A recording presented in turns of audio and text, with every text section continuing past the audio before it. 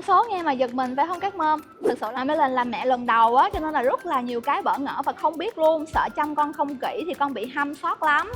Khác với suy nghĩ của nhiều mom là chỉ cần giữ cho da con khô thoáng, không ẩm ướt là sẽ né được hăm. Nhưng mà thực ra không phải nha. Chính cái ammoniac hình thành trong nước tiểu của trẻ mới là nguyên nhân chủ yếu gây hăm tả đó mọi người ơi.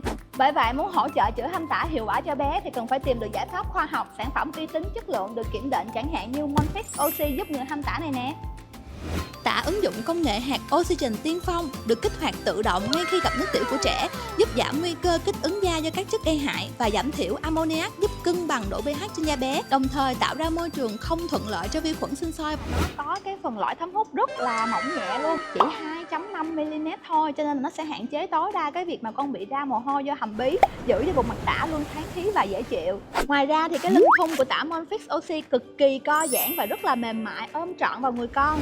Không có cách nào chữa hăm hiệu quả bằng cách là ngừa hăm từ sớm cho con hết, cho nên là khi mà có Monfix Oxy thì Melon cũng yên tâm hơn phút. Các mẹ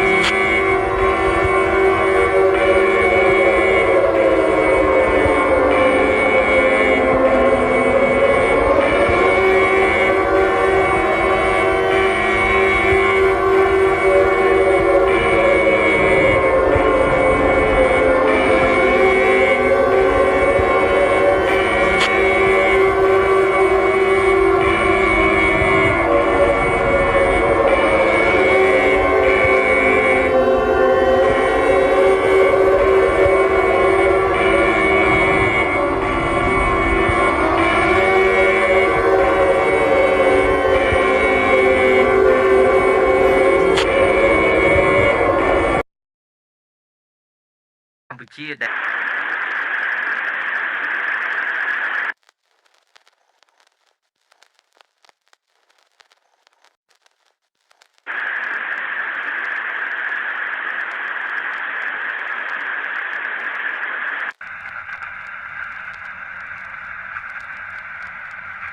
The target is approaching Earth.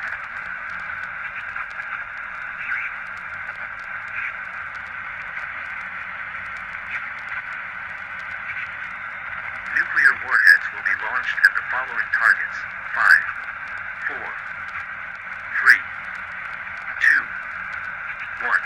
Start launching.